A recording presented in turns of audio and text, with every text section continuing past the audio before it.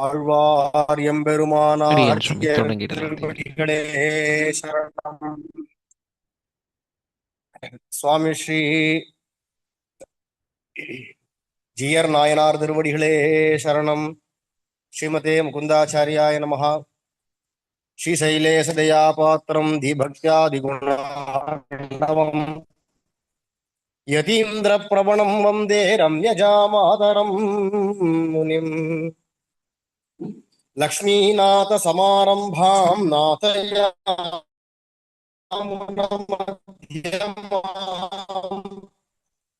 अस्मदाचार्य पर्यन्तां वन्दे गुरुपरम्पराम्. रामानुजपदच्छाया गोविन्दाह्वानपायिनी तदा यत्तत्स्वरूपा सा झीयान् मद्विश्रमस्थली अपगतमतमानैः अन्तिमोपायनिष्ठैः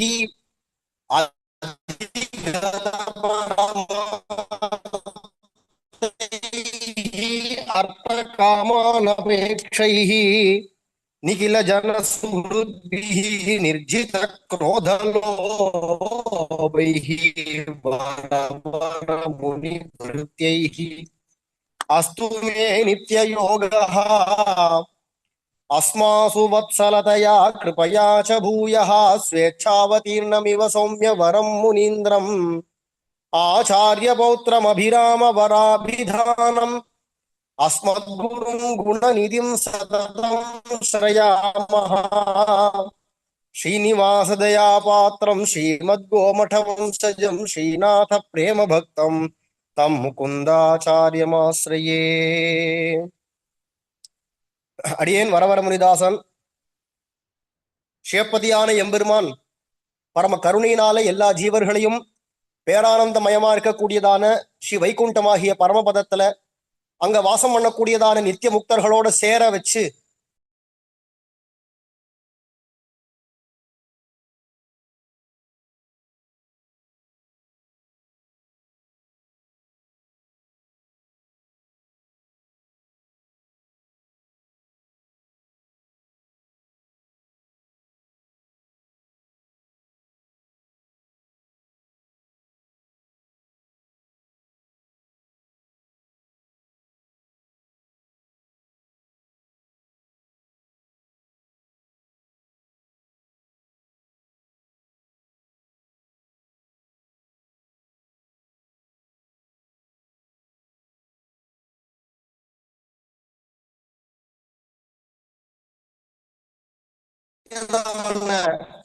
பரிகரமா இருக்கக்கூடியதான சங்க சக்கராதி திவ்யாயுதங்களோ அல்லது அனந்தகரோட விஸ்வக்சேனாதிகளையோ எல்லாரையும் மாறி மாறி பூமியில அவதாரங்களை பண்ணும்படிக்கு பிரேரணை பண்ணி தானும் அவதாரம் பண்ணி எம்பெருமான் இந்த சாஸ்திர சம்பிரதாயங்கள் மூலமாக அந்த ஞானத்தை எல்லா ஜனங்களுக்கும் கொடுத்து வைகுண்டத்துல பேரானந்திப்பிக்கணும் அப்படிங்கிறதுக்கான முயற்சிகள் பகவான் பலவாறாக எடுக்கிறார்.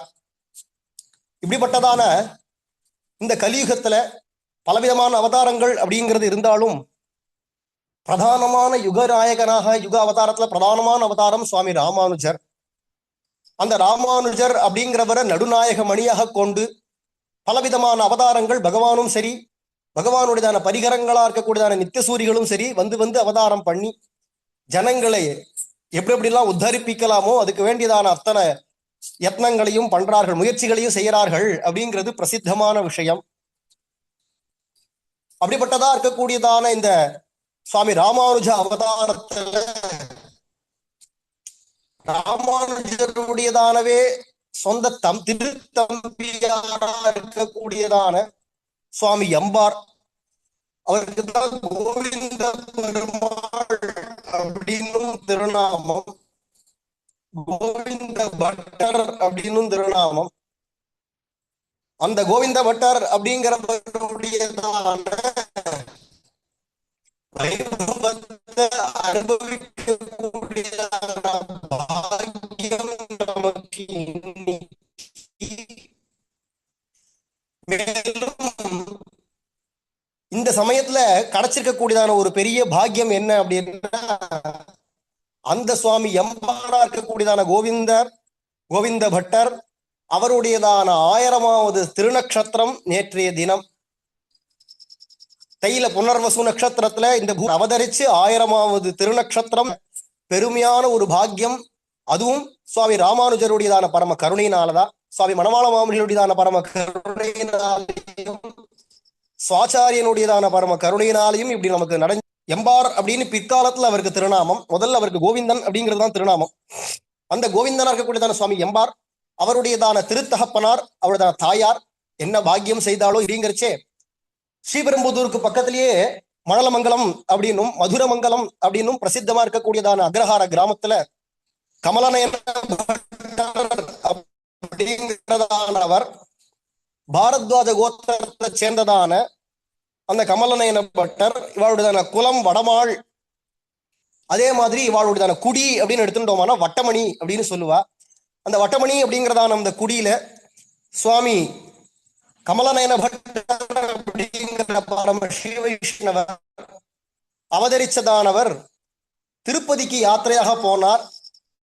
போன இடத்துல அங்க பெரிய திருமலை நம்பிகளுடையதான ஒரு சங்கம் கிடைச்சு அவர்கிட்ட சிஷ்யராக இருந்து பிரதிபத்தியோட அவருடைய திருவிருச்சிலைகளாக கூடதான சமாசங்கள் சங்க சக்கர முத்ராதாரணங்கள் எல்லாமும் பெற்று அவர்கிட்டயே ஞாதவிய விஷயங்கள்லாம் தெரிஞ்சுண்டு பிரகாண்ட வித்வான், இயற்கையாவே பிரகாண்ட வித்வான். அதுல மேலும் தங்க புஷ்பத்துக்கு சுகந்தம் ஏறினா போல தெரிஞ்சுக்க வேண்டியதான ரகசியார்த்தங்கள் என்னென்னவோ ஞாதவிய விஷயங்கள் எல்லாத்தையும் பெரிய திருமலை நம்பிகளிடத்திலேருந்தே அறிஞ்சு கொண்டார்.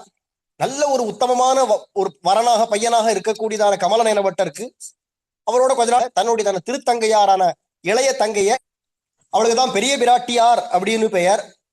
அப்பேற்பட்டதான அந்த பெரிய பிராட்டியாருடையதான திருத்தமக்கையார்னு சொல்லக்கூடியதான அக்கா அவதான் காந்திமதி அம்மையார், சாட்சாத் ராமானுஜரை பெற்றெடுத்த மகாபாகியவதி, கேசவ சோமயாஜியினுடையதான தர்மபத்னி. இவ 2 பேருமே பெரிய திருமலை நம்பிகளுடைய திருத்தங்கையார்கள் அப்படிங்கிறச்சே அப்பேற்பட்டதான அந்த காந்திமதியினுடையதான தங்கையா இருக்கக்கூடிய பெரிய பிராட்டியார திருக்கல்யாணம் பண்ணிட்டு தன்னுடையதான ஸ்வகிராமத்திலேயே இல்லறத்தை நல்லறமா நடத்தி கொண்டு பரம ஸ்ரீ வைஷ்ணவராக எழுந்தருளி இருந்தார் சுவாமி கமலநயன பட்டர். சுவாமி ராமத்துல அவதாரம் பண்ணி 9 திருநக்ஷத்திரங்களுக்கு அப்புறம் 9 வருஷங்களுக்கு அப்புறமா சுவாமி எம்பார் லோகத்துல அவதாரம் பண்றார். இந்த கோவிந்தன் அப்படிங்கிறவர் அவதாரம் பண்றார். குரோதன வருஷம் உத்தராயண புண்ணிய காலமான சமயம் தை மாசம் அன்னைக்கு பௌர்ணமியா சுவாமி கோவிந்தன் அவதாரம் பண்ணின பொழுது பௌர்ணமி அன்றைய தினம். இன்னைக்கு நமக்கு பௌர்ணமி. இன்னைக்கு நம்ம நேற்றைய தினம் சுவாமி எம்பாருடையதான திருநக்ஷத்திரம் அவதார திருநக்ஷத்திரம். ஆனா இன்றைய தினம் பௌர்ணமியாக நம்ம இன்னைக்கு எம்பாருடையதான வைபவத்தை அனுபவிக்கிறோம். சுவாமி எம்பார் சாட்சாத்தா அவதாரம் பண்ணினதான அந்த நாள்லயும் பௌர்ணமி தான் அப்படின்னு இப்பேற்பட்டதான ஒரு சுதினத்துல சாட்சாத் சத்ருக்னாம்சமாக லோகத்துல அவதரிச்சவர் சுவாமி எம்பார். நம்ம சம்பிரதாயத்துல சுவாமி முதலியாண்டாருடைய திருக்குமாரரையும் சத்ருக்னாம்சம் அப்படின்னு ஒரு வாதம் இருக்கு சொல்றோம். மற்றொரு பக்கத்துல சுவாமி எம்பார் சத்ருக்னாம்சம் அப்படிங்கிறத மறுக்க முடியாததான பலவிதமான காரணங்கள். எப்படி திருவடியா இருக்கக்கூடியதான ஹனுமார் சீதை இவதானா அப்படிங்கிறத தான் நிரூபணம் பண்ணிக்கிறதுக்காகன்னு தர்க்கயாமாச சீதேதி காரணைஹி உபபாதிபிஹி அப்படின்னு அங்க சுந்தரகாண்டத்துல காட்டுற மாதிரி பலவிதமான காரணங்களை கொண்டு இவதான் சீதையா அப்படின்னு தனக்கு தானே ரிஜு பண்ணிண்டார் அப்படிங்கிறது எப்படி ராமாயணத்துல வருதோ அத மாதிரி பல காரணங்களை கொண்டு பார்க்கும்பொழுது சாட்சாத் சத்ருக்னாம்சமாகத்தான் சுவாமி எம்பார் அவதரிச்சார் அப்படிங்கிறதுல எந்த விதமான தட்டும் இல்லாம இருக்கு. அப்படிங்கிறச்சே சத்ருக்னாம்சோ ஜயதி ஜகதி ஸ்ரீமத் எம்பார் அபிஜ்ஞா யஸ்ய ஸ்ரீமத்வதன ஜனிதம் பத்யமாஸ்ருண்வதாம் வை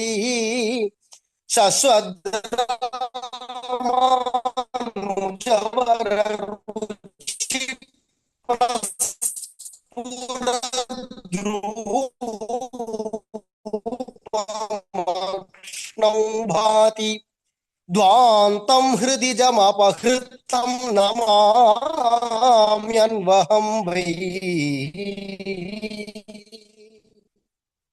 சத்ருக்னாம்சமாக லோகத்தில் அவதரிச்சதான ஸ்ரீமத் எம்பார் அப்படிங்கிறதான பேர்பட்ட ஒரு ஆச்சாரியரான கோவிந்தன் அவருடையதான வதனத்திலிருந்து ஒரு பாசுரம் அது சுவாமி எம்பெருமானாருடையதான பூர்ணத்தையும் பாதாதி கேசாந்தமாக அப்படி வர்ணிக்க கூடியதான அந்த பாசுரம், அந்த பாசுரத்தை நம்ம நினைச்சுட்டு இருந்தாலே ராமானுஜருடையதான திவ்யமான ரூபம் நம்ம கண்கள்ல தெரிஞ்சுட்டே இருக்கும். அப்படி அங்கம் அங்கமாக வர்ணிச்சிருக்கார் சுவாமி எம்பார். இருந்தோம்னாலே நமக்கு ஹிருதயத்துல இருக்கக்கூடியதான என்னென்ன அஜ்ஞானங்கள் திவ்ய ரூபம் அபகரிச்சிடும். ஆனா சுவாமி எம்பாரை என்றென்றும் கோவிந்தன் பெரிய தேவமான அவசரமா ஆசாசியா ஓடி வேறுபட்டதான ஒரு அவதார விசேஷம் அவருக்கு கோவிந்தன் அப்படிங்கிறதான திருநாமத்தை சூட்டி, அதுக்கு மேல அவருக்கு பிற்காலத்துல ஏற்பட்ட சில திருநாமங்கள் ஸ்ரீ ராமானுஜ பதச்சாயை அப்படிங்கிறது அவருடைய தனியன்லேருந்தே நமக்கு தெரியுது. ராமானுஜ பதச்சாயா கோவிந்தாஹ்வான பாயினி அப்படிங்கிறதான தனியன்லேருந்தே சுவாமி ராமானுஜருடையதான திருவடி நிழலாகவே என்றும் இருக்கக்கூடியதான சுவாமி கோவிந்தன் லோகத்தை திருவவதாரம் பண்ணி 12ஆம் திருநாளா இருக்கக்கூடியதான 10 நாளும் கடந்த 2ஆம் நாள் அன்னைக்கு நாமகரணங்கள்ல இருந்து என்னென்ன பண்ணணுமோ சம்ஸ்காரங்கள் என்னென்ன வரிசையா அந்தந்த வயசுல பண்ண வேண்டியதெல்லாம் திருத்தகப்பனாரான கமலநயன பட்டரே செய்விக்க அத்தனையும் விரும்ப பெற்றவராக வேதாத்தியனம் புனல் போட்டாச்சுன்னு அடுத்தது வேதாத்தியனம், புனல் போட்டு உபநயனம் ஆகி சலட்சணமாக வேதத்தை அத்தியனம் பண்ணி அவ திருத்தகப்பனார் கிட்ட 15-16 வயசு இருக்கும் சுவாமி எம்பாருக்கு திருக்கல்யாணமும் ஆயிடுத்தான். ராமானுஜருக்கும் இதே மாதிரிதான் சலட்சணமா வேதாத்தியனம் பண்ணி முடிச்ச உடனேவே திருக்கல்யாணம் பண்ணி வச்சுட்டார். 16 திருநக்ஷத்திரம்னு குரு பரம்பரை காட்டுறது. 16வது வயசுல சுவாமி எம்பெருமானாருக்கு திருக்கல்யாணம் ஆச்சு. தஞ்சம்மாள் அப்படிங்கிறவளோட திருக்கல்யாணம் ஆச்சுங்கிறது இருக்கு இல்லையா, அதே மாதிரி சுவாமி கோவிந்தனுக்கும் திருக்கல்யாணம் எல்லாம் ஆகி அவர் அங்க இல்லறத்தை நல்லறமா நடத்தின்னு அங்க இருந்துட்டு இருக்கார். பொதுவாகவே அந்த நாள் சின்ன வயசுலயே கல்யாணம் ஆயிடும். கல்யாணம் ஆயிடுத்துன்னா உடனே அந்த பெண்ணை புகுந்த வீட்டுக்கு அழைச்சின்னு வரமாட்டா. அதுக்குன்னு சில காலங்கள் பார்த்து கொஞ்சம் வருஷங்கள் கழிச்சு தானே சேர்த்து வைக்கிறதுன்றது பழக்கம், அந்த நாள்லேருந்து வழக்காது. அப்படி இருக்கிறதுனால கோவிந்தன் மேற்கொண்டு சாஸ்திர பாட்டங்கள்லாம் படிக்கணும் அப்படிங்கிற சமயம். அவ தகப்பனாரான கமலநயனபட்டருக்கே நிறைய விஷயங்கள் தெரியும், அவர் தெரியாதவர் இல்லை. இருந்தாலும் வேதாந்த விஷயங்களான பாடங்களை படிக்கிறதுக்காக சுவாமி எம்பெருமானாராகிய ராமானுஜர் காஞ்சிபுரத்துக்கு பக்கத்துல ஒரு சன்னியாசி யாதவ பிரகாசர் அவர்கிட்ட போய் உட்காந்து பாடம் படிச்சுட்டு இருக்கார் வேதாந்தம் அப்படின்னும் பொழுது, அந்த சமயத்துல ஒரு பெரிய விசேஷம் என்னன்னா, யாதவ பிரகாசருடையதான சிஷ்யராக இருக்கக்கூடியதான ராமானுஜர் இவர் என்ன பண்ணார்னா பிரம்மராட்சச ராஜகுமாரத்தினுடையதான பிரம்மராட்சசியே ஓட்டினார் அப்படிங்கிறதான பெருமையான வைபவங்களை கேட்டு, எப்பேற்பட்டதான வைபவம் நடந்திருக்கு, நம்ம விட்டுட்டோமே கூட இருந்து பார்க்கலையே அப்படின்னு நினைச்சதான கோவிந்தன் இனிமேல் ராமானுஜரோட தான் நான் இருக்க போறேன், அவர் எங்க படிக்கிறாரோ அங்கதான் படிப்பேன் அப்படின்னு அடம் பண்ணிட்டு நேரம் கிளம்பி ஓடி வந்து விட்டார் இந்த பாடசாலைக்கு. அவரும் வந்து சேர்ந்தார். இப்போ ஒரு சூரியன் பார்த்தா 2 சூரியன் ஆயிடுச்சு பாடசாலையில யாதவ பிரகாசர். ஆனா அந்த யாதவ பிரகாசருக்கு பாவம் பாக்கியம் இல்லை, புரிஞ்சுக்கிறதான பாக்கியம் இல்லை. இப்பேற்பட்டதான ராமானுஜர் சிஷ்யராக இருந்து கொண்டு இவர் திருவடிகள்ல விழறதும் சாட்சாத் பார்த்தசாரதியினுடையவே அவதாரம், சாட்சாத் ஆதிசேஷனுடையவே அவதாரம், பஞ்ச ஆயுதங்களே லோகத்துல ராமானுஜராக அவதரிச்சிருக்கா. அதுக்கும் மேல சொல்ல போனோமானா விஸ்வக்சேனர், விஸ்வக்சேனோ எதிபதி ரபூத்து வேத்திரசார ஸ்திரதண்டகான்னு காட்டும்படிக்கு விஸ்வக்சேனரே லோகத்துல ராமானுஜராக வந்திருக்கார். இப்படிதான இத்தனை பேருமா சேர்ந்து ஜெகத் உத்தாரணம் விரதா அப்படின்னு பின்னாடி குரு பரம்பரையில காட்டுறா. அப்பேற்பட்டதான லோகத்தை உத்தாரணம் பண்றதுக்காக அவதரிச்சதான சாட்சாத் எம்பெருமானார் அவதரிச்சிருக்கார்.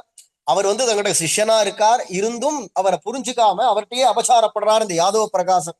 எதனால என்ன, அவருடைய பெருமையை பார்த்தா இவருக்கு கஷ்டமா இருக்கு. நமக்கு அவ்வளவு பெருமை இல்லையே, போய் அந்த பிரம்மராட்சசி நீ போடா உடும்புன்னு எடுத்து இவரடான அவதார புருஷன் மகாத்மா அவர் லோகத்தை உதாரணம் பண்ண வந்திருக்காங்கிறா. நம்ம சிஷ்யனை குருநாதரான நம்ம என்னடான உடும்பு, சிஷ்யன் என்னடான அவதார விசேஷம், நம்ம குருநாதராகிய நம்ம என்னடான உடும்பு, இதே அவர் மண்டையில ஓடுறது. ஐயோ இப்பேற்பட்டவர் நமக்கு கிடைச்சாரு, அவரை பத்தின்னு நம்ம உயிர்ந்து போகலாமேன்ற புத்தி வரல. இதான் பாக்ய விஹீனம் துவாமகம் ஜானேன்னு சொல்லும்படிக்கு பாக்கியம் இல்லை அவருக்கு, புரிஞ்சுக்கிற பாக்கியம். ஆனா பாக்கியம் இல்லைன்னு சொல்லிட முடியாது, கடைசியில வந்து சேர்ந்து விட்டாரு. திருந்தி கடைசியில வந்து எம்பெருமானார் திருவடிகளே தஞ்சம் அப்படின்னு வந்து ஆட்பட்ட ஒரு பாக்கியவான் தான். ஆனா முன்னாடியே ஆட்படுற பாக்கியம் இல்லை அப்படிங்கிறச்சு சுவாமி எம்பெருமானார் இடத்துல தீராத ஒரு பகை விரோதம் ஏற்பட்டு அதனாலேயே அப்படியே மனசுக்குள்ளுக்குள்ள வச்சுண்டு இந்த ராமானுஜரை வளர விட்டோமானா நம்ம பேசக்கூடியதான வாதங்கள்லாம் ஒண்ணுமில்லைன்னு பண்ணிவிடுவான்.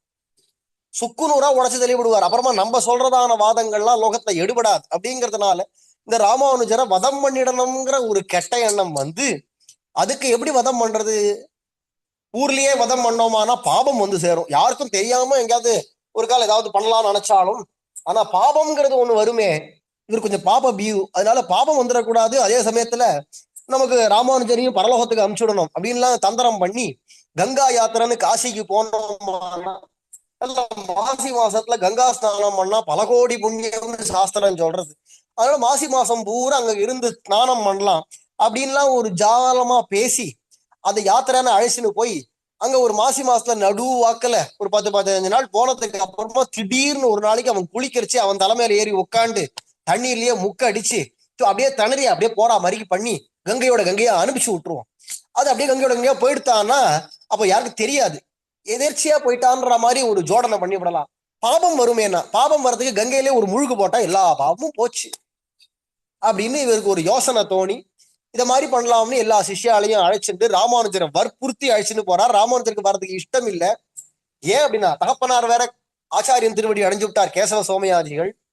தாயாரோ தன்னுடைய இளம் மனைவியான தஞ்சாவையோ அழைச்சின்னு இப்ப காஞ்சிபுரத்துல வந்து குடியிருக்கிற சமயத்துல இப்போ இவர் வான்னு சொன்னா இப்படி இளம் மனைவி எல்லாம் விட்டுட்டு வருது, குடும்பத்தையும் கவனிக்கணுமே, பாடம்ன்றது இருந்தாலும் பொறுப்புன்னு இருக்கேன், வரதுக்கு யோசிக்கிறார் ராமானுஜர். பலவந்தமா அழைச்சின்னு கிளம்பிட்டார். ஆனா இத்தனை விஷயங்களும் கோவிந்தனுக்கு அரச புரசலா தெரியும்.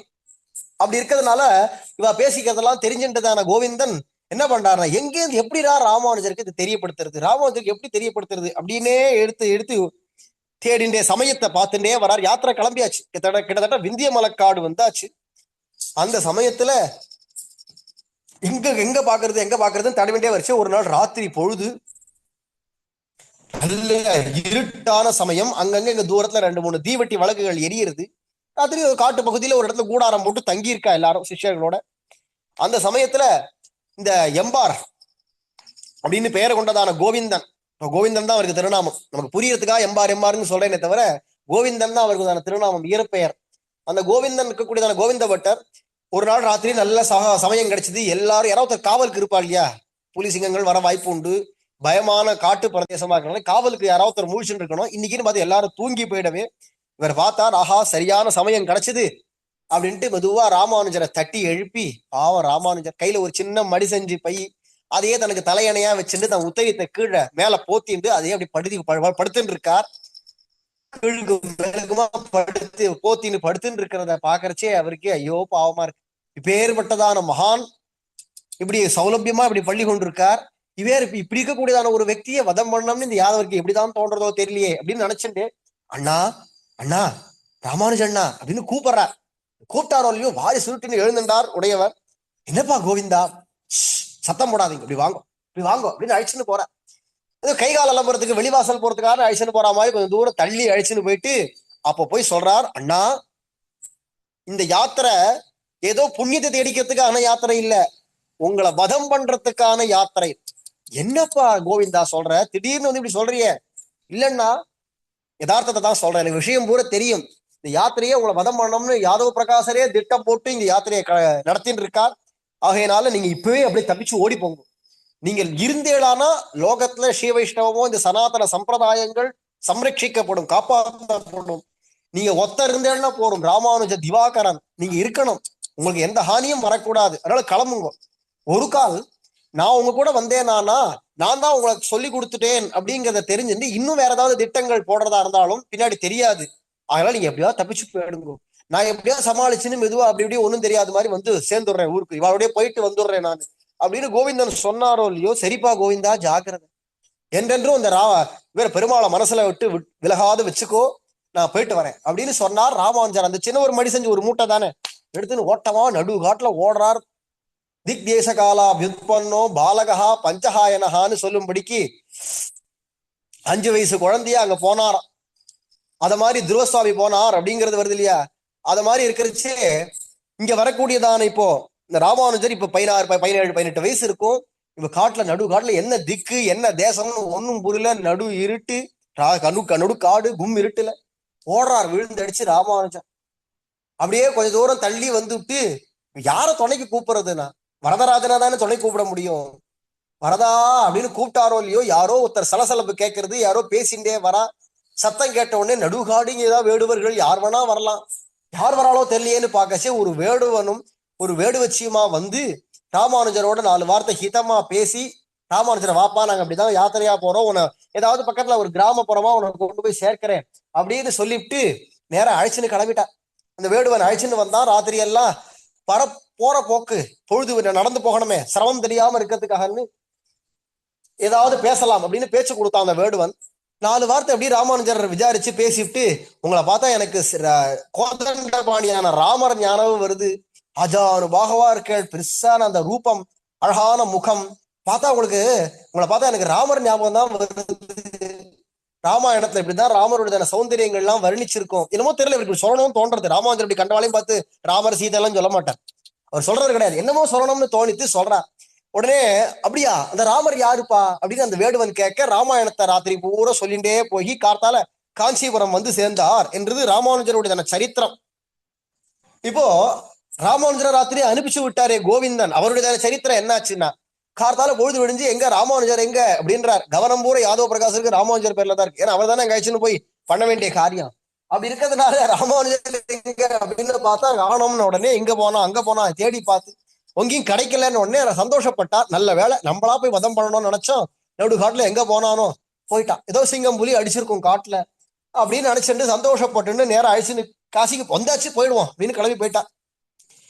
அங்க போனதுமே ஆனா அவருக்கு என்னன்னா, ராமானுஜர் எந்த அளவுக்கு வித்வானோ, எந்த அளவுக்கு ஞானம் உடையவரோ,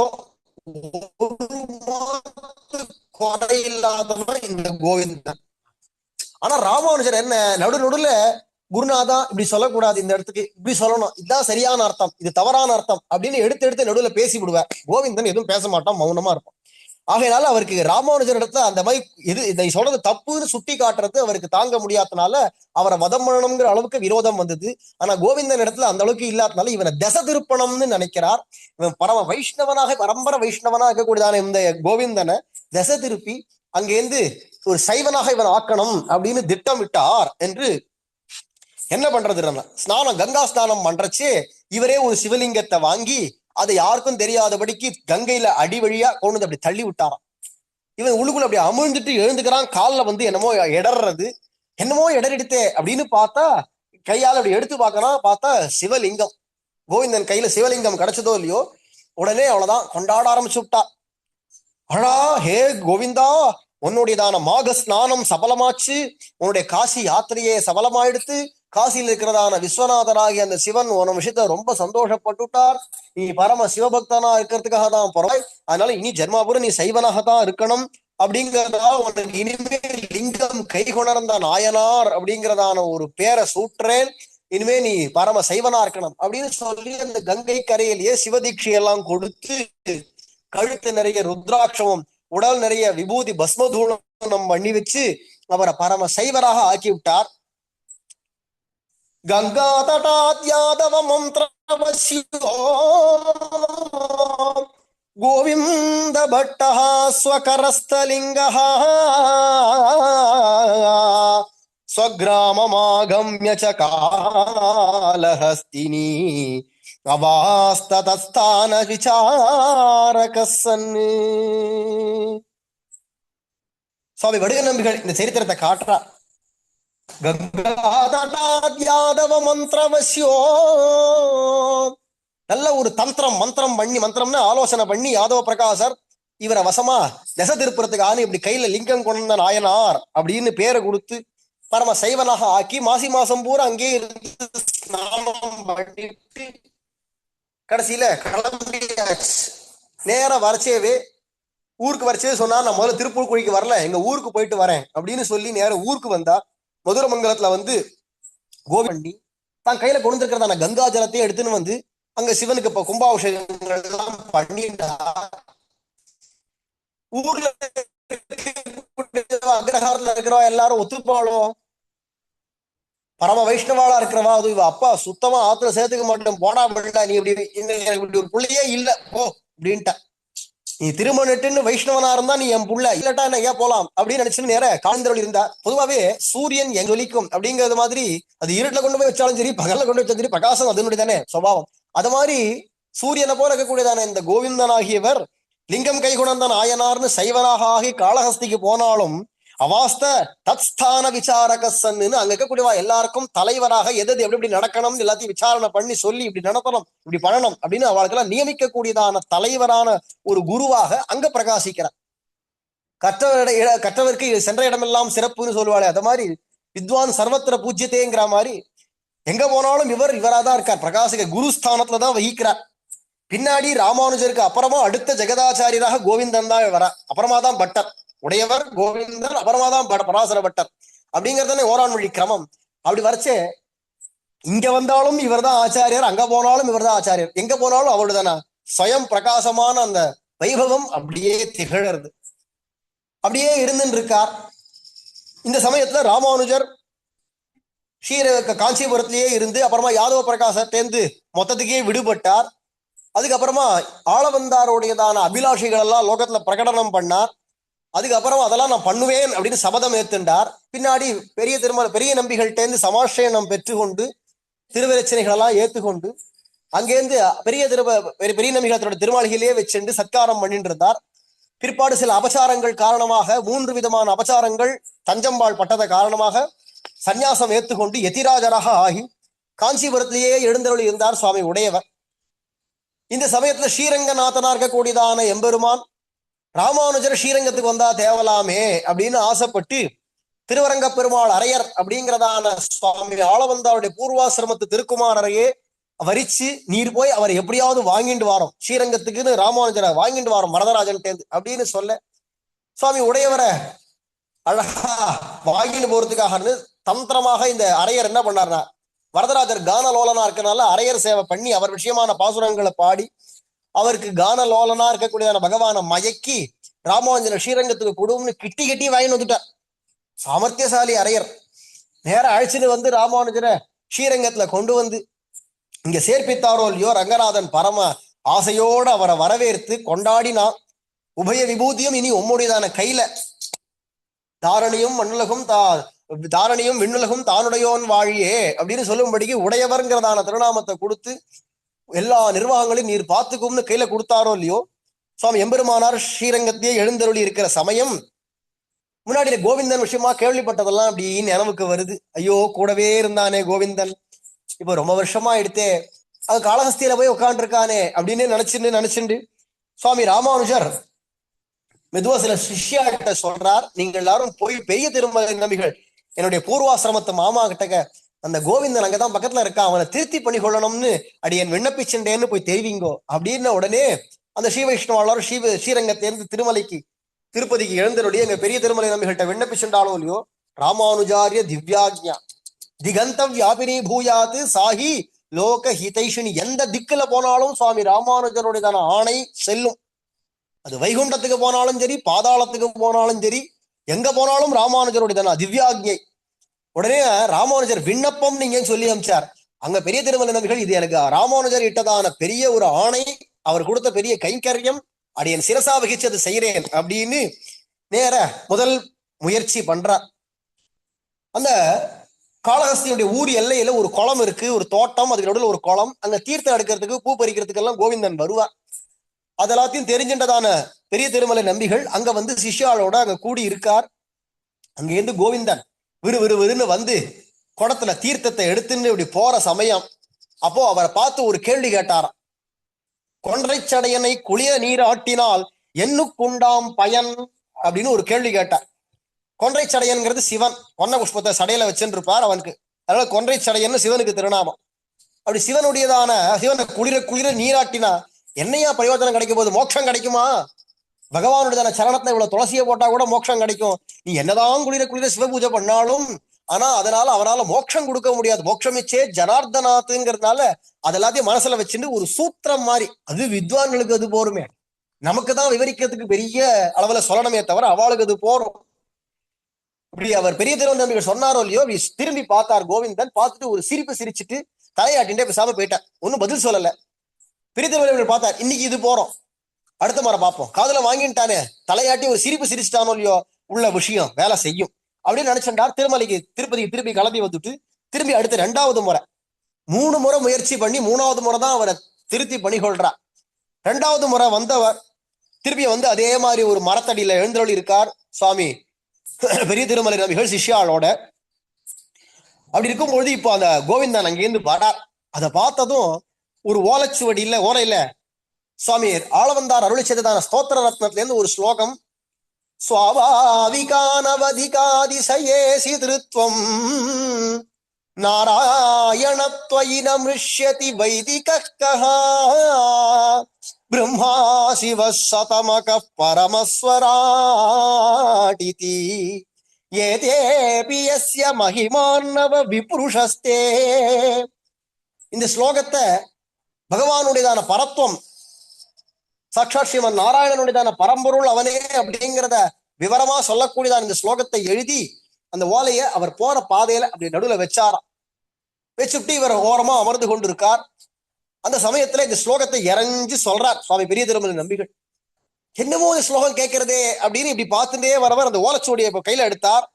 உடனே அந்த ஓலையை பார்த்தார். ஓஹோ, இவர் தான் அங்க ஸ்லோகம்னு சொல்றார், அப்படின்னா இந்த ஓலை இவருடையதான் இருக்கும் அப்படின்னு நினைச்சுட்டார். அந்த ஸ்லோகம் காதுல விழருது, கவனிச்சுட்டே தான் வந்தார். இந்த ஓலையில அதுதான் எழுதியிருக்குங்கிறது அப்படி பார்வை பார்த்தாரு, அப்படி தூக்கி போட்டு பேசாம போயிட்டார். குழந்தை தீர்த்தம் கொண்டு வரும் அப்படின்னு போய் தீர்த்தத்தை எடுத்துட்டார். ஆனா அந்த ஸ்லோகம் உள்ள போச்சு இல்லையா, உள்ள வேலை செய்யறது. அந்த ஸ்லோகம் அப்படியே வார்த்தைகள் ஒவ்வொன்னா வச்சு அந்த ஸ்லோகத்தை திருப்பியும் பார்க்கணும் அப்படின்னு தோணி இவர் எங்கேயோ தூக்கி போட்டு போயிட்டார். திருப்பி அதை தேடி அந்த ஓலையை எடுத்து அந்த ஸ்லோகத்தை திருப்பி 1க்கு 4 தடவை அப்படி படிச்சு பார்க்கிறார். உள்ளுக்குள்ள கேள்விகள், பல விசாரங்கள் ஏற்படுறது. மெதுவா சரி போய் பேசி பார்ப்போமே அப்படின்னு தோணித்தான். நேர அந்த ஓலையை எடுத்துன்னு வந்து, உங்கள்கிட்ட இருந்து நழுவினதான பொருள் போல் இருக்கே, இப்படிதான் நீங்க எல்லாரும் நழுவ விட்டுருவேளா அப்படின்னு கொண்டு வந்து கையில நீட்டினாராம் பெரிய திருமலை நம்பிகள்கிட்ட. அந்த ஓலையை வாங்கிண்டாரு பெரிய திருமலை நம்பிகள். உடனே சொன்னார், மற்றவாளுடைய பொருள்கள்லாம் நழுவினாலும் நழுவும், எங்களுடையதான பொருள்கள்லாம் நழுவாது. அதாவது இங்க பொருள் சொல்றது இவாளுடையதான ஞானம். இவாளுடையதான ஞானமானது மற்றவாழ்தெல்லாம் ஞானம் நழுவினாலும் நழுவி போயிடும். ஆனா எங்களுடையதான ஞானமானது நஸ்கலந்தி கதாச்சன, எந்த காலத்திலும் நழுவாது அப்படின்னா. உடனே அது கிடைக்கட்டும், ஏன் நீங்க எல்லாரும் ஒரே பாதையில போறேள் அப்படின்னு கேட்டார் கோவிந்தன். பல பாதைகள் இருக்கு இல்லையா, எல்லாம் வேணா போலாமே, எது ஒரே பாதையில போறேள்? உடனே பெரிய திருமலை நம்பிகள் சொன்னார், தெளிவான பாதை, அழகான ராஜ மார்க்கம் இருக்கிறச்சே, நல்ல பைபாஸ் ரோடு எல்லாம் இப்ப சொல்றாளே ஹைவே ரோடு, அத மாதிரி பக்காவான ரோடு இருக்கிறச்சு, அதை விட்டுட்டு குண்டும் குழிமா இருக்கிற குறுக்கு பாதையிலேயே ஒருத்தம் போவான், சந்தும் பொந்துமா. அப்படி இருக்கலாம், வழி நன்னா இருக்கு, தெளிவா இருக்கு, அதனால அந்த பாதையில ஒரே பாதையிலேயே போறோம் அப்படின்னார். உடனே கோவிந்தன் கேட்கிறாராம், நீங்க எல்லாரும் என்ன உங்க உறவினர்கள் எல்லாம் விட வந்தேளா? ஏன்னா இன்னும் கொஞ்ச நாள் என்கிட்ட பேசினேன், உங்க கூட உறவினர்கள் உங்க கூட வந்திருக்காளே சிஷ்யாளர், அவ்வளவு ஒவ்வொருத்தரா செய்வாளா மாறிடுவா, என் கூட வந்துருவா அப்படிங்கிற அர்த்தத்துல உங்க உறவினர்களை விட வந்தேளா அப்படின்னு கேட்டார். உடனே பதில் சொல்றார் பெரிய திருமலை நம்பிகள், இல்ல கறவைகளை வாங்க வந்தோம்னு. கறவைகள்னு என்னடா, பால் நிறைய கொடுக்கக்கூடியதான பசுமாட்டுக்கு கறவைன்னு பேர். இல்லைன்னா மாடுன்னு பொதுவா சொல்லிடலாம். கறவைன்னு சொன்னா பால் கறக்கிற மாடு. இவங்க கறவைன்னு யார் சொல்றாருன்னா கோவிந்தனை தான் சொல்றார். ஞானம் அப்படியே பால் மாதிரி சொரக்கக்கூடியதான ஞானம், அகண்டமா சொரக்கக்கூடியதான இப்பேற்பட்ட ஒரு கறவை போல இருக்கக்கூடியதான கோவிந்தா, உன்ன மாதிரி இருக்கக்கூடியதான கறவைகளை தான் வாங்க வந்தோம் அப்படின்னா. மேல மேல கேள்விகள் கேட்டுட்டே போறா. அத்தனையும் விஸ்தாரமா சொல்றதுக்கு அவகாசம் இல்லை, யதாசக்தி சொல்லிட்டு வரேன். அடுத்தது ஒரு கேள்வி கேட்கிறார் கோவிந்தன், குறுக்குக்கும் நெடுக்குக்கும் என்னமையா வித்தியாசம்? நெடுக்கலையே ஞாபகம் விட்டுகளே, குறுக்கு எட்டுனா என்ன, குறுக்குக்கு நெடுக்குக்கு என்ன வித்தியாசம் அப்படின்னு கேட்டார். உடனே சொன்னார், இது குறுக்குல எட்டுக்கிறது குறுக்கு பாதை, நேர எட்டுக்கிறது நேர் பாதைன்னு. ஒவ்வொருத்துக்கும் பதில். உடனே இதெல்லாம் உங்களோட புதுமையான வார்த்தா ஜாலங்களோ, வார்த்தைகள்லாம் இப்படி கட்டி அப்படிலாம் தந்திரமா பேசுறது உங்களோட புதுமையான ஜாலமோ அப்படின்னா. இல்ல பழைய வார்த்தைகளும் அப்படிதான் இருக்கு. பழைய வார்த்தை இங்க சாஸ்திரங்கள்லாமும் அப்படிதான் இருக்கு. அப்படியா? இதை பத்தி பூர்வ விசாரம் இருக்கா? விஷ்ணுதாம் பரம்பொருள் அப்படிங்கிறது விஷயமா பூர்வத்தை விசாரம் இருக்கா அப்படின்னா, அதை பத்தின விசாரங்கள் எங்கெங்கெல்லாம் பரத்துவங்களை பத்தி வேதங்கள்ல இருந்து இதிகாச புராணங்கள்லயோ எங்கெங்கெல்லாம் இருக்கோ எல்லாத்தையும் நீயே ஆலோசனை பண்ணி பாரு, உனக்கு தெரியாத சாஸ்திரம் கிடையாது, நீ விசாரம் பண்ணி பார் அப்படின்னு. உடனே ஒரு க்ஷணம் அப்படியே பாக்குறார். ஏற இறங்க பெரிய திருமலை நம்பிகளை ஏற இறங்க அப்படியே பார்த்துட்டே இருக்காரு. உள்ளுக்குள்ள விசாரம் பண்ணுன்னு உடனே இப்ப என்ன செய்யறானா, ஆச்சாரியர் அப்படி தூண்டி விட்டாச்சா, ஞானம் கடன்னு மலர்றது. எங்கெங்கெல்லாம் பரத்துவபரமான விஷ்ணு பரத்துவங்கள் சொல்லப்பட்டிருக்கோ அத்தனை வார்த்தைகளும் தொடுத்தா மாதிரி மனசுல அப்படியே ஞாபகத்துக்கு வருது. அது அத்தனையும் மனசுல ஓட ஓட இவர் பார்த்தார். பேசாம அப்படியே யோசனையோட அப்படி ஏற இறங்க முறைச்சு பார்த்துட்டே கிளம்பி போயிட்டேன்.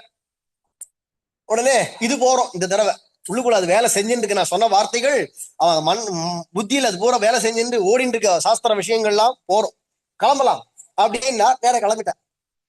அடுத்தது 3வது முறை கிளம்பி வரார்.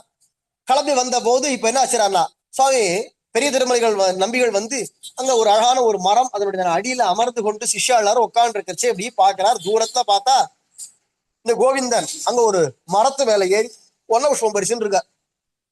மரத்து மேல கூடையெல்லாம் வச்சுட்டு பொன்ன புஷ்பங்கள் எல்லாம் பறிச்சு, கழுத்து நிறைய ருத்ராட்ச மாலை, நெத்திலேருந்து ஆரம்பிச்சு உடம்பு பூரா பஸ்மோத்தூளனம் பண்ணிட்டு அப்படி அங்க நின்று கொன்ன புஷ்பங்கள் எல்லாம் பறிச்சுட்டு இருக்கார் இல்லையா.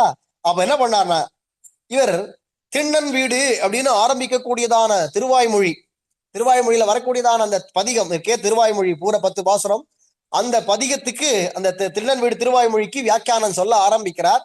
இவர் சொல்றது அவருக்கு காதுல விழருது. கேட்டுட்டே இருக்கார். இப்ப பூ பறிக்கிறதை நிறுத்திவிட்டார். மும்மரமா பூ பறிச்சுட்டே இருந்தவர் இப்ப இவர் பேசுறாருன்றது அவருடைய அமுத வார்த்தைகள் கேட்க ஆரம்பிச்ச உடனே பூ பறிக்கிறதை நிறுத்தி விட்டு அந்த மரத்து மேல நின்றுண்டே அப்படியே கேட்கிறார், காது கொடுத்து கேட்கிறார். என்ன சொல்றாருன்னு கேட்டுட்டே வரச்சவே அதுல 1ஆம் பாட்டாச்சு, 2ஆம் பாசுரம், 3ஆம் பாசுரம், 4வது பாசுரம் வந்ததோ இல்லையோ, தேவும் எப்பொருளும் படைக்க பூவில் நான்முகனை படைத்த தேவன் எம்பெருமானுக்கல்லால் பூவும் பூசணியும் தகுமே அப்படிங்கிறதான அந்த பாசுரம் வந்ததோ இல்லையோ, சுவாமி எம்பாருக்கு பொறுக்க முடியல. அதுக்கு அவர் கொடுக்கிற வியாக்கியானங்கள் சொல்லிண்டே போறார். லோகத்துல என்னென்ன வஸ்துக்கள் இருக்கோ எல்லாத்தையும் படைச்சது சாட்சாத் ஸ்ரீமன் நாராயணன். அவ இருக்கச்சே அவனுக்கு இல்லாத பூ உண்டா? அவருக்கு தானே பூஜையா இருக்கட்டும், பூவா இருக்கட்டும், எல்லாம் அவருக்கு தான் தகுமே தவிர மத்த யாருக்கும் அது தகாது அப்படிங்கறது எல்லாத்தையும் எடுத்து பிரமாணங்களோட சுவாமி பெரிய திருமலை நம்பிகள் சொல்ல உடனே அவருக்கே அதை தாங்க முடியல. ஐயோ இவ்வளவு நாள் பாழா போயிடுத்தே, வீணடிச்சிட்டோமே அப்படின்னு உணர்ந்ததான கோவிந்தன் மரத்து மேலிருந்து தொப்புன்னு கீழே குதிச்சார். இது தகாது அப்படின்னு கத்தியண்டே அந்த குடலைய தூக்கி விட்டெறிஞ்சார். நெத்தியில இருக்கக்கூடியதான விபூதி எல்லாத்தையும் அழிச்சார். கழுத்துல போட்டுட்டதான அந்த ருத்ராட்ச மாலைகள் எல்லாம் அறுத்து எறிஞ்சார். ஓட்டமா ஓடி வந்து பெரிய திருமலை நம்பிகள் திருவடியில விழுந்து கதறி அழறார், புலம்புறார். 6000 படி குரு பரம்பரா பிரபாவத்துல பின்பழகராம் பெருமாள் ஜீயர் எப்படி அந்த வார்த்தைகள் சொல்லியிருக்காரோ அதையே படிச்சுன்னு வரேன், சேவிச்சுன்னு வரேன், கேட்கலாம். உபய விபூதி நிர்வாகத்துக்கு முடிசூடினவன் இருக்க விரிதலை ஆண்டியை விரும்பினேனே, புதுக்கணிப்புடைய புண்டரீக ஆக்ஷன் இருக்க பொறி பறக்கும் கண்ணனை பூசித்தேனே, கடல் மண் உண்ட கண்டன் இருக்க கரை கொண்ட கண்டனை காமித்தேனே, கல்லெடுத்து கல்மாரி காத்த கற்பகம் இருக்க கையார் கபாலியை கண்டு வணங்கினேனே, திருவிருந்த மார்பன் இருக்க திருவில்லா தேவனை தொழுதேனே, பீதகவாடை பிரான் இருக்க புலியுரி ஆடையானை பின்தொடர்ந்தேனே, சதிரான கங்கை அடியான் இருக்க சுடுகாடு காவலனை சுத்தி வலம் வந்தேனே அப்படின்னு பலவாறாக புலம்புற. என்ன அர்த்தம் அப்படின்னா, சம்சாரம் வைகுண்டம் அப்படிங்கிற உபய விபூதிக்கும் பூரா நிர்வாகம் பண்ணக்கூடியதான ஒரு பெரிய ராஜாவாக முடிசூடினவனா இருக்கக்கூடியதான எம்பெருமான் ஸ்ரீமன் நாராயணன் நிற்க விரிதலை ஆண்டியா இருக்கக்கூடியதான சிவன் பின்னாடியே சுத்தி விரும்பி போயிட்டு இருந்தேனே. எப்பவுமே பிரசன்னமான ஒரு அன்றலர்ந்த செந்தாமரையை போல அப்படியே பிரசன்னமா இருக்கக்கூடியதான புண்டரீகாட்சனான பகவான் நிற்க பொறி பறக்கும் கண்ணனாக அங்க இருக்கக்கூடியதான சுடுகாட்டில் இருக்கக்கூடியதான அந்த புகைகளால கண்கள்லாம் அப்படியே செவந்து போய் பொறி பறக்கக்கூடிய கண்ணாக இருக்கக்கூடியதான அந்த சிவனை போய் பூஜிச்சுட்டு இருந்தேனே. கடல் மண்ணு எல்லாத்தையும் உண்டதான உலகமுண்ட பெருமாயனான எம்பெருமான் இருக்க கரை கண்டனாக விஷத்தை சாப்பிட்டு அதனால கரை ஏற்பட்டதான கண்டனான நீலகண்டனை காமிச்சுட்டு இருந்தேனே, அவரையே நினைச்சுட்டு இருந்தேனே. எல்லா ஜனங்களையும் காப்பாத்துறதுக்காக பசுக்களையோ ஆயர்களையோ காப்பாத்துறதுக்காக மலையை கல்லெடுத்து கல்மாரி காத்தவன் நிற்க கையார் கபாலி மலையை தூக்கி காப்பாத்துறதுக்காக ஏந்தி நின்றதான கிருஷ்ணனை விட்டுவிட்டு தனக்கு அடுத்த வேலைக்கு என்ன பண்றதுன்னு தெரியாம கபாலத்தை கையில வச்சுட்டு இருந்ததான இவரை போய் சுத்தின்னு இருந்தேனே. மார்புல என்றென்றும் அகலகில்லே நிறையும் என்று அலர்மேல் மங்கை உரைமார்பனான எம்பெருமான் ஸ்ரீனிவாசனா இருக்கும் பொழுது திருவில்லா தேவனா இருக்கக்கூடியதான இவரை போய் தொழுதுன்னு இருந்தேனே. இடுப்புல பார்க்க அரைச்சி வந்த ஆடை அப்படின்னு ஆழ்வார் மயங்கும்படிக்கு இருக்கக்கூடியதான அந்த திவ்யமான பீதாம்பர தாரி நிற்க புலி உரிய கட்டின்னு இருக்கக்கூடியதான இவரை போய் பின்தொடர்ந்து இருந்தேனே. தனக்கு நிகரற்றதான உயர்ந்ததான கங்கை எந்த ஒரு திருவடியிலேந்து வந்ததோ அந்த கங்கா ஜனகனான எம்பெருமான் இருக்க சுடுகாட்டுல போய் காவலனாக, அது பரம பவித்திரம், இது அபவித்திரம், இங்க போய் உட்கார்ந்து காவல் காத்துன்னு இருக்கக்கூடியதான அவரை போய் சுத்தி வலம் வந்தேனே அப்படின்னு பலவிதமாக புலம்பி அழுதார். சுவாமி கோவிந்தன் உடனே அவரை முடிபிடிச்சு தூக்கி நன்னா உணர்ந்து விட்டார். ஆள வந்தார் எப்படி எதிர்பார்ப்பாரோ அத மாதிரி திருந்தி விட்டார் அப்படின்னு உகந்து சந்தோஷிச்சு, மேலும் ராமானுஜர் எப்படி அவரை நினைச்சா எதிர்பார்த்தாரோ அதை மாதிரி மாறிவிட்டார் அப்படிங்கிறத நினைச்சுட்டு அவரை முடிபிடிச்சு தூக்கி உடம்பெல்லாம் தடவி சேர்த்த ஆலிங்கனம் பண்ணிட்டு அவரை சமாதானப்படுத்தினார். உங்க கூட நான் வந்துடுறேன், உமக்கே சிஷ்யனா வந்துடுறேன் அப்படின்னதும் வாரும் அப்படின்னா அந்த செய்வாளர் விடுவாளா? எல்லாரும் வரிஞ்சு கட்டிட்டு யுத்தத்துக்கு வந்துவிட்டா, வாக்குவாதத்துக்கு. சுவாமி பெரிய நம்பிகள் பெரிய திருமலை நம்பிகளோட எல்லாருக்கும் மீதான பதில்களை சொன்னார். அவ கேட்கல. சில பேர் திருந்தினா உங்க கூடயே வந்துடுறோம் அப்படின்னு சொல்லி சில பேர் சிஷ்யரா வந்தா, இன்னும் சில பேர் அதெல்லாம் வர முடியாது, என்ன இருந்தாலும் நீங்க இந்த மாதிரி பண்றது அநியாயம் அப்படின்லாம் சொல்லி இவர்கிட்டயே வாதாடிட்டு சரி போயிட்டு வாங்க அப்படின்னு அனுப்பிச்சு விட்டுவிட்டா. நான் இங்கேயே இருக்கேன் அப்படின்ட்டா. பெரிய திருவள்ளுவர்கள் காளஹஸ்திலேயே அங்க தங்கி இருக்கார். அன்னைக்கு ராத்திரி எல்லா சைவர்கள் யார் யாரெல்லாம் இவர்கிட்ட வாக்குவாதம் பண்ணிட்டு போனாலும் அவங்களுக்குலாம் சொப்பரத்துல சிவனே காட்சி கொடுத்து, எம்பாரா இருக்கட்டும், சுவாமி ராமானுஜரா இருக்கட்டும், அல்லது கூரத்தாழ்வான் முதலியாண்டான் போன்றவாளா இருக்கட்டும், இவ்வாளாரும் அவதார புருஷர்கள், திவ்யமான புருஷர்கள் இவ்வாளாரும். அப்படி இருக்கிறதுனால முன்னொரு காலத்துல சாஸ்திரங்கள்லாம் மயங்கி மங்கி கடந்ததான சமயத்துல சாட்சாத் மகாவிஷ்ணுவான பரம்பொருளான ஸ்ரீ மகாவிஷ்ணுவே லோகத்துல திரிதண்டதாரியான அவதாரமாக தத்தாத்திரேயனாக அவதாரம் பண்ணி சாஸ்திரங்கள் எல்லாத்தையும் பரிபாலிச்சார். அதே பகவான் தான் இப்ப திரும்பியும் லோகத்துல ஆதிசேஷன் போன்றதான பரிவாரங்களோட லோகத்துல அவதாரம் பண்ணி சங்க சக்கராதி திவ்யாயுதங்களா இருக்கட்டும், அல்லது ஒரு கால் பகவானாவும் இருக்கட்டும், ஆதிசேஷனும் எல்லாருமாக லோகத்துல அவதரிச்சிருக்கா. இவா எல்லாரும் சுதந்திரமானவா. அவ ஏதோ பூஜை பண்ணணும்னு நினைச்சுன்னு எங்கிட்ட வந்து இருந்தாரே தவிர, ஆனா நானும் அவர்கிட்ட தான் பக்தி பண்றேன். ஆகையினால இவா எல்லாரும் அவதார புருஷா, அவளை நிர்பந்திக்காதீங்கோ. மேலும் உங்களுக்கெல்லாமும் நான் சொல்றேன், நாராயணன் தான் பரம்பொருள். யார் யார் விரும்புகிறோ எல்லாரும் உடனே அந்த பெரிய திருமலை நம்பிகள்கிட்ட ஆசிரியிச்சு நீங்களும் உயிர்ந்து போறதுக்கான வழியை தேடிக்கோங்கோ அப்படின்னு சிவன் வந்து உபதேசம் பண்றார். இருந்தாலும் சில பேர் கேட்க மாட்டோம். ஆனா வந்து ஒத்துருட்டா. சிவன் இப்படிலாம் சொன்னார், ஆனா எங்களால சிவனை விட முடியாது, அதனால நீங்க கோவிந்தன் அழைச்சிட்டு போங்க, நாங்க அதுக்கு தடை பண்ணல அப்படின்னு வந்து சொன்னாலோ இல்லையோ, இது மட்டும் இவராது விட்டாலே அப்படின்னு நினைச்சுட்டு கூட வந்ததானே சில பேர் திருந்தி வந்தா. சிவனே சொல்லியிருக்காருன்னா அப்ப அவருக்கு உகப்புதான் நம்ம இருக்கணும் அப்படின்னு நினைச்சுன்னு சில பேர் வந்தா. நீ என்ன வேணா சொல்லு, என் பிடிவாது எனக்கு இஷ்டத்துக்கு தான் நான் இருப்பேன் அப்படின்னு இருக்கக்கூடியவா அங்கேயே இருந்து காளஹஸ்தியில பூஜை பண்ணிட்டு இருந்தா சிவனை. கூட வந்தவா எல்லாரையும் அழைச்சிண்டு திருமலை நம்பிகள் திருப்பதிக்கு வந்து கோவிந்தனை திருத்தி பணிகொண்டு இவருக்கு சொல்லிக் கொடுக்க வேண்டியதான திவ்ய பிரபந்த விஷயங்களோ பிரபந்தத்தையோ எல்லாத்தையும் சொல்லி கொடுக்கிறார். தங்கிட்டே சிஷ்யனா வச்சுன்னு இருக்கா. இப்படியே கொஞ்ச காலம் இருக்கச்சு சுவாமி ராமானுஜர் ஒவ்வொருத்தர்கிட்டையா போய் ஆள வந்தார். தன்னுடைய சிஷ்யர்களான திருக்கோஷ்டியோர் நம்பி, திருமாலை ஆண்டான், அதே மாதிரி பெரிய நம்பிகள், திருவரங்க பெருமாள் அரையர் போன்றதான ஒரு சிஷ்யர்கள்ட்ட என்னென்ன ஞாத்தவியமான விஷயங்கள் எல்லாத்தையும் ரகசியார்த்தங்களை சொல்லி வச்சிருக்காரோ அதெல்லாம் போய் தெரிஞ்சுட்டு வரார். அப்படி அந்த சமயத்துல சுவாமி பெரிய நம்பிகள் சொல்றார். அவர் தான் சொல்றார், இன்னாட்ட போய் இன்ன விஷயம் தெரிஞ்சுக்கோ, இன்னாட்ட இன்ன விஷயம் தெரிஞ்சுக்கோ காட்டி கொடுக்கிறது சுவாமி பெரிய நம்பிகள். அப்படி இருக்கும்போது உங்க தாய் மாமாவா பூர்வாசிரமத்து தாய் மாமாவான பெரிய திருமலை நம்பிகள்கிட்ட ராமாயணத்தினுடைய ரகசியார்த்தங்கள் எல்லாம் சுவாமி ஆள வந்தார் சாதிச்சிருக்கார். அதெல்லாத்தையும் தெரிஞ்சுக்கிறதுக்காக நீ அவர்கிட்ட போய் தெரிஞ்சுக்கும் அப்படின்னு சொன்னதும் பெரிய சிஷ்ய சமூகத்தோட சுவாமி ராமானுஜர் ஒரு யாத்திரையாக கிளம்பி வரார். யதிராஜர் யதிராஜர் சுவாமி உடையவர் கிளம்பினா பின்னாடி 700 திருதண்ட சன்னியாசிகள் வருவாளாம். காஷாய திருதண்ட சன்னியாசிகள், நியம சன்னியாசிகள். ஒரு சன்னியாசியை வச்சு கட்டி வைக்கிறதே இந்த காலத்துல கஷ்டம். அவளுடைய ஆச்சார நியம அனுஷ்டானங்களுக்கு எல்லாத்துக்கும் சரியா அனுகூலமா பண்றதுங்கிறது அவ்வளவு சுலபம் இல்லைங்கச்சு. 700 சன்னியாசிகள், அது மட்டும் இல்லாம 12,000 ஸ்ரீ வைஷ்ணவர்கள், அது இல்லாம அம்மங்கார்களா இருக்கக்கூடியதானவா தனி, அது இல்லாம பாகவதாள், எண்ணிலடங்காத பாகவதாள், சாத்தின பாகவதாள், சாத்தாத பாகவதாள், எல்லாம் கும்பல். இது அதனாலதான் ராமானுஜரை யதி ராஜன் சொல்றார். ராஜா கிளம்பினா எப்படி இருக்குமோ அத மாதிரி இருப்பார் சுவாமி ராமானுஜர். அப்படி இருக்கிறதுனாலதான் யதி ராஜன், யதி சார்வபௌமா எச்சரிக்கைன்னே ஒரு எச்சரிக்கை உண்டு.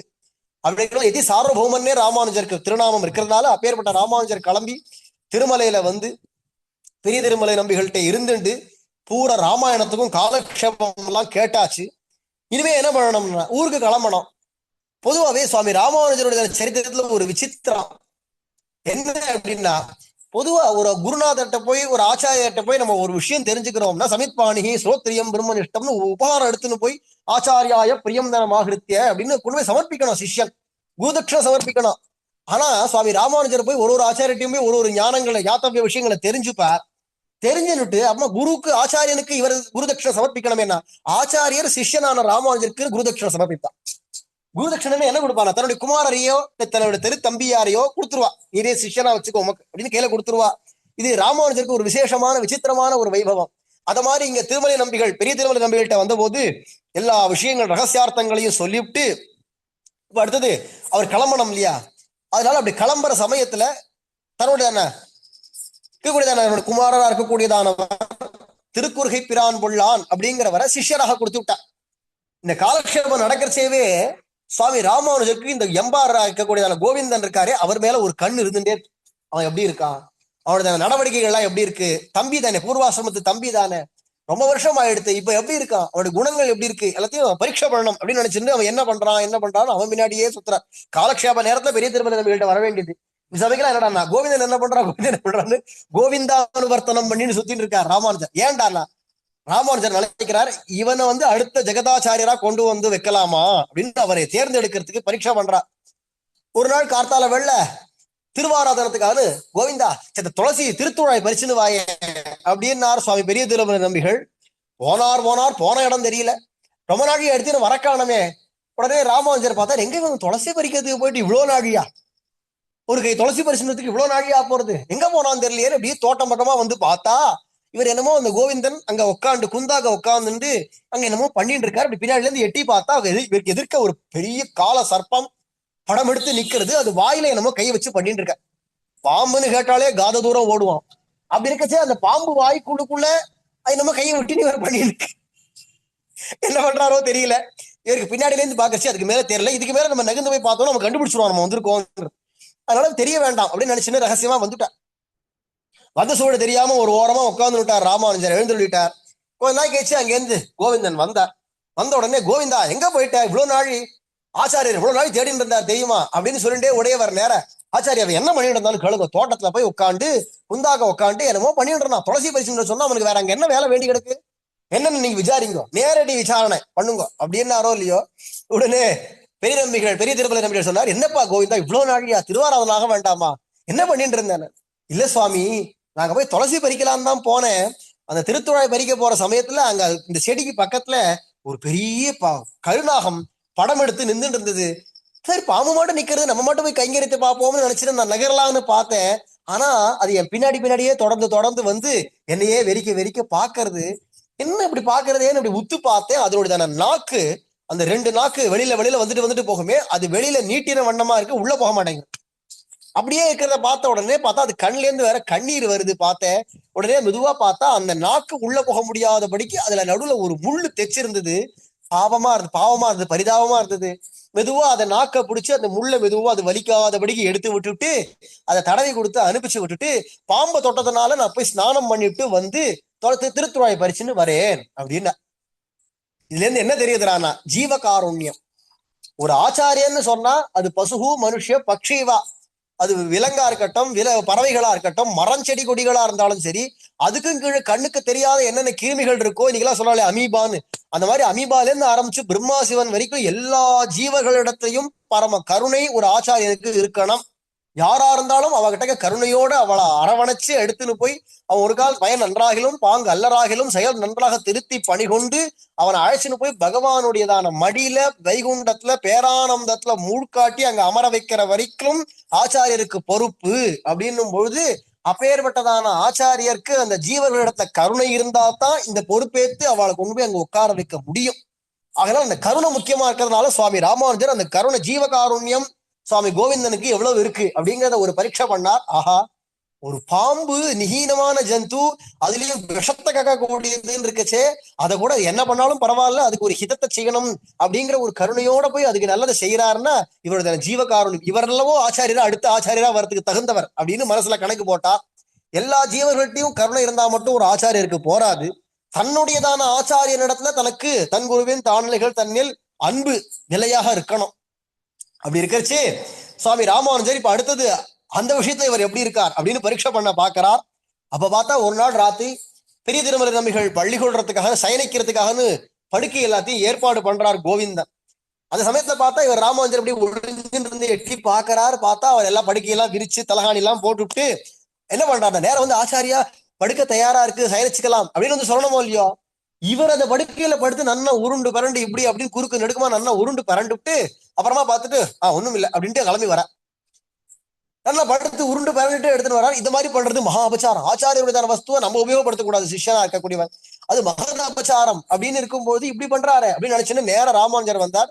ஆச்சாரியா, படுக்கிறதுக்கான பரியங்கங்கள் எல்லாம் தயாரா இருக்கு, மெத்தென்ற பஞ்சசயனங்கள்லாம் தயாரா இருக்கு அப்படின்னு வந்து விண்ணப்பிச்சார். உடனே ராமானுஜர் சொன்னார், ஆச்சாரியரா ஆச்சாரியரே, இவர் என்ன பண்ணான்னு கேளுங்க, பெரிய அபச்சாரப்பட்டிருக்கான், அயோக்கியத்தனம் பண்ணிருக்கான், என்ன பண்ணான்னு கேளுங்க, விசாரிங்கோ. என்னப்பா கோவிந்தா பண்ண? ராமானுஜர் இவ்வளவு சொல்ல மாட்டாரு, என்னாச்சு? இல்ல ஒண்ணும் பண்ணல, நித்தியம் பண்ற மாதிரி தான் படுக்கையை தான் விரிச்சுட்டு வந்தேன், வேற ஒன்றும் பண்ணலையே சுவாமி. பத்தேளா பத்தேளா, நித்தியம் பண்ற மாதிரிங்கிறான். அது இன்னைக்கு ஒரு நாள் இந்த அபசாரம் நடக்கல, நித்தியமே இந்த அபசாரம் பண்ணிட்டு இருக்காங்க. என்ன பண்ணான் தெரியுமா? உங்களுக்குன்னு படுக்கையை விரிச்சுட்டு அதுல இவன் உருண்டு பொருள்றான் சுவாமி. ஆச்சாரியனுக்கு வச்சதுல போய் நம்ம உபயோகப்படுத்தலாமோ?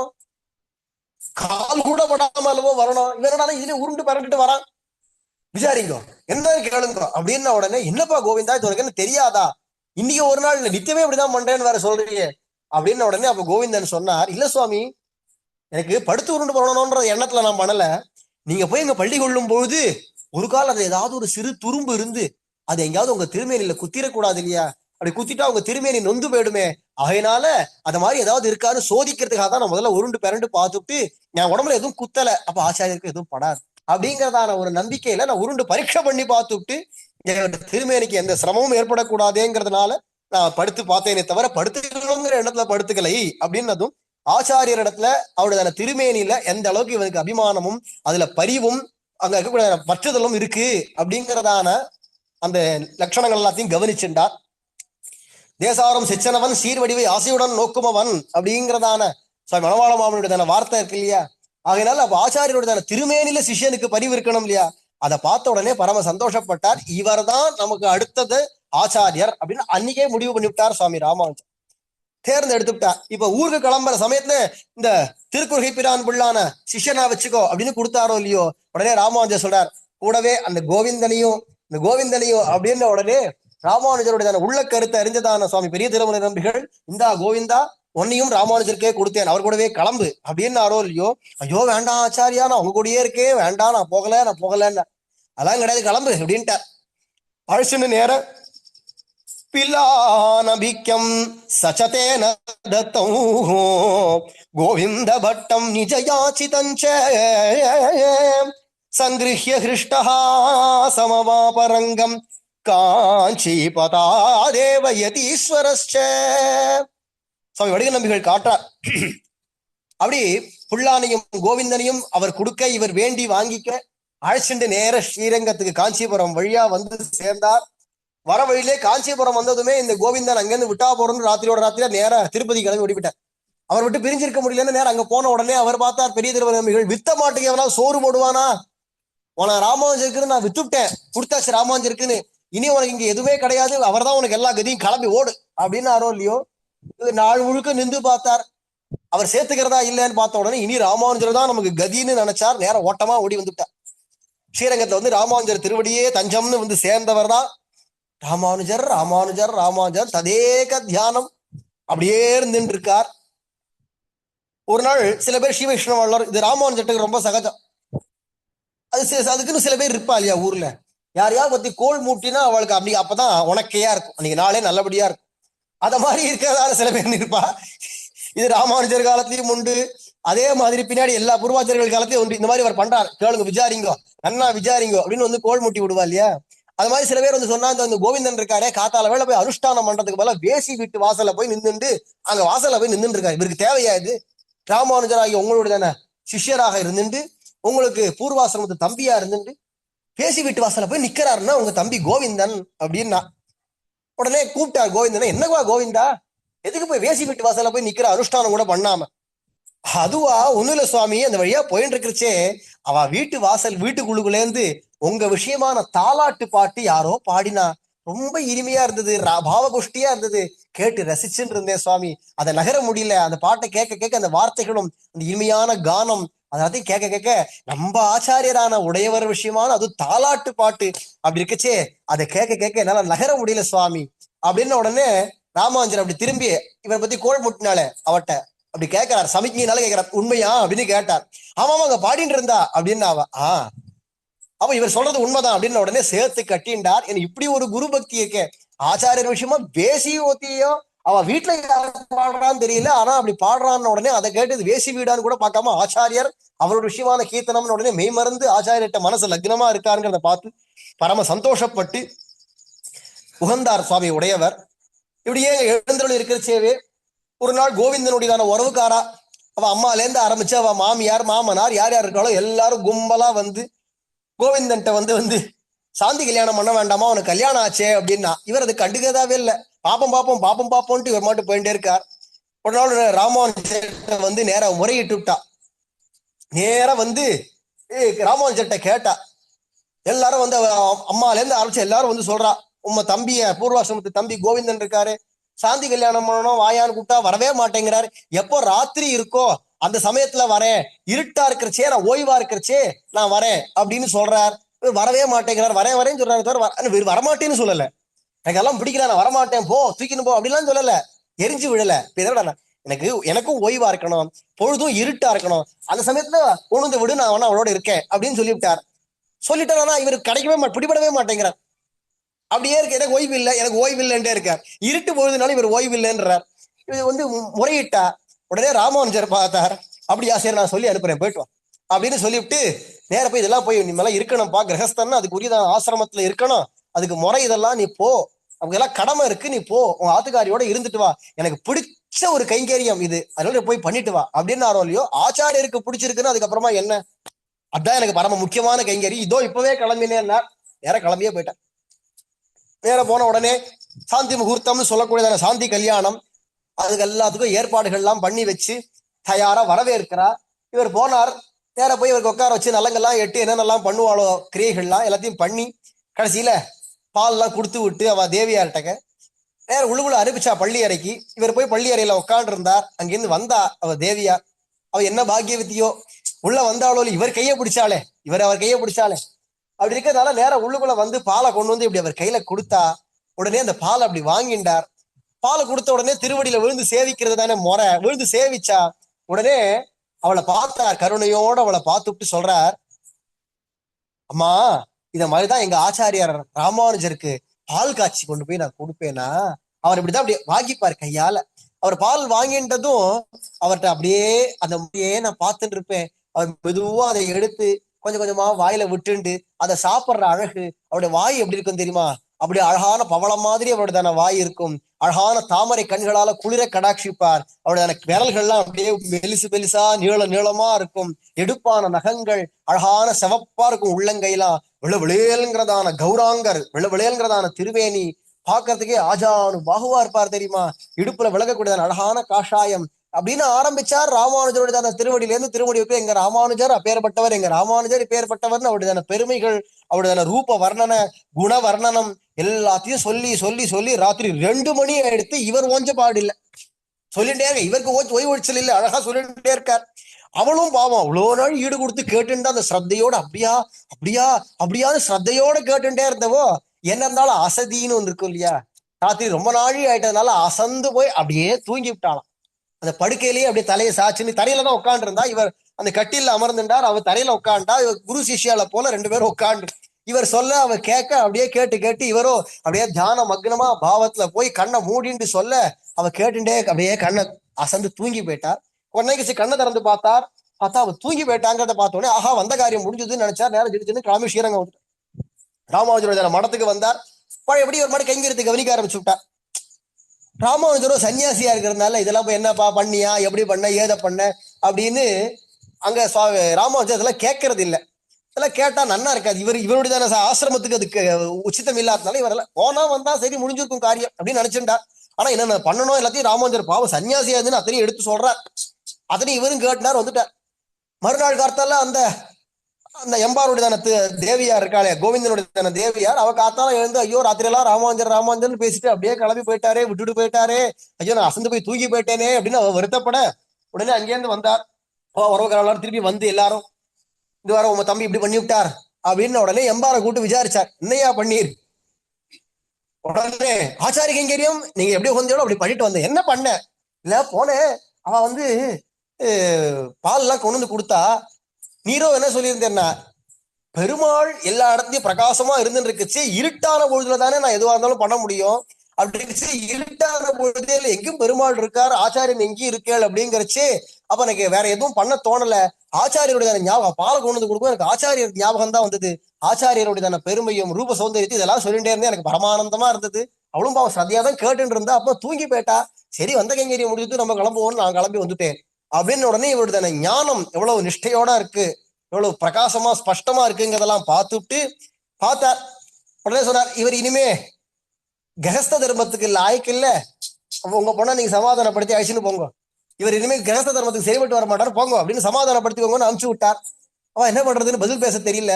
எம்பார் பார்த்தா, எனக்கு சன்னியாசம் கொடுத்துருங்க, இனியே நான் வெள்ள வேஷ்டியோட இருந்தேனே வந்து உபத்திரவம் கொடுத்துட்டே இருப்பா, எனக்கு அதுல நாடல மனசுல அதுல ஈடுபடல, அதனால எனக்கு சன்னியாசம் கொடுத்துருங்க. ராமானுஜர் ஆலோசனை பண்ணார், எந்த தர்மமா இருந்தாலும் எந்த ஆசிரமத்துல இருக்கோமோ அந்த ஆசிரமத்துக்கு ஏற்ற தர்மத்துல நம்ம இருக்கணும். கிரகஸ்தாசிரமத்துல இருந்து ஆத்துக்காரியோட இருந்து பண்ண வேண்டியதான காரியங்களை பண்ணாம இப்படி தனியா இருந்துன்னு இருந்தாலானா அது கிரகஸ்தாசிரமத்தை இருக்கக்கூடாது. அதனால ராமானுஜர் ஆலோசனை பண்ணி நீ சன்னியாசியா இருக்கிறதா உச்சிதம் அப்படின்னு நினைச்சார். சன்னியாச ஆசிரமத்தை கொடுத்து எம்பெருமானார் அப்படின்னு தன்னுடைய திருநாமத்தையே சூட்டி விட்டார். உடனே எம்பார் பார்த்தார், ஐயோ எனக்கு இது தகாது, எம்பார்ன்ற எம்பெருமானாருங்கிற திருநாமம் எனக்கு தகாது, அதனால நீங்க அந்த பேரை வைக்க வேண்டாம், அடியன் அதுக்கு தகுதி உடையவன் இல்லை. ஏன்னா இதுக்கு முன்னாடியே யஜ்ஞமூர்த்தி வந்து எம்பெருமானார் அருளாள பெருமாள் எம்பெருமானார் ஜீயன் ஆகி அதுக்கப்புறமா அவர் அபிமான பங்கமாகி நேரம் அப்புறம் வந்து ஆட்பட்டதா இருக்கிறதுனால அடியன் அதை விட இன்னும் நீச்சமானவன், மோசமானவன், அதனால அடியனுக்கு அதெல்லாம் தகாது. அவரால் தப்பிச்சு வந்துட்டார், நான் தப்பிச்சு வருவேனோ இல்ல அகாதமான அஜ்ஞானத்துல போய் விழுவேனோ தெரியாது, அதனால என்ன மாயையில முழுக்கடிக்க கூடாது, என்னை காப்பாத்தணும் அப்படின்னு உடனே எம்பெருமானார்ங்கிற பேரை ராமானுஜரே சுருக்கி கோவிந்த பட்டம் ச விரக்ஷ யதிம் தமெம்பார் அபிதம் சச்சக்ரே. எம்பார் அப்படிங்கிறதான திருநாமம் எம்பெருமானார சுருக்கி எம்பார் அப்படிங்கிறதான திருநாமத்தை கொடுத்து தன்னுடைய மடத்திலேயே வைக்கப்படி வச்சுண்டு நிழலும் அடிதாருமானோங்கிற மாதிரி எழுந்தருளி இருந்தார் சுவாமி எம்பார். பிற்காலத்துல சுவாமி கூரத்தாழ்வானுடைய திருக்குமாரர்கள் ஸ்ரீ பராசர பட்டரா இருக்கட்டும் அல்லது வேதவியாச பட்டராகிய ஸ்ரீராம பிள்ளையா இருக்கட்டும், ரெண்டு பேரையுமே கோவிந்தருக்கே சிஷ்யராக ஆக்கி இவரையே அடுத்த ஜெகதாச்சாரியராகவும் சுவாமி ராமானுஜர் நியமிச்சார். அவர் என்னன்னா என்னைக்குமே ராமானுஜருடையதான அந்த திரு உருவம் அவருடைய திருமேனி சௌந்தரியத்தையே மனசுல நடிச்சு எப்பொழுதும் எதிராசர் வடிவழகு என் இதயத்து உளதால் இல்லை எனக்கெதிர் இல்லை எனக்கெதிர் இல்லை எனக்கெதிரே அப்படின்னு சொல்லும்படிக்கு சுவாமி ராமானுஜரையே தியானிச்சுண்டு அவரை போலவே இருந்து கொண்டு அப்படியே இருக்கா. இந்த சுவாமி எம்பாருடையதான வைபவம் சொல்லிண்டே போகலாம், அவ்வளவு விஷயங்கள் இருக்கு. ஐதிஹியங்கள்ல பல காமிச்சிருக்கா. சுவாமி எம்பாருடையதான ஞானம், அனுபவம், பாவங்கள் எல்லாமே ஆச்சரியமா இருக்கு. அப்பேற்பட்டதான சுவாமி எம்பாருடையதான வைபவம் பூர்ணமா அனுபவிக்கிறதுக்கான அவகாசம் இல்லாதபடியினால நம்ம இன்னைக்கு யதாசக்தி யதாதீதம் யதாமதி அனுபவிக்க கூடியதான ஒரு பாக்கியம்.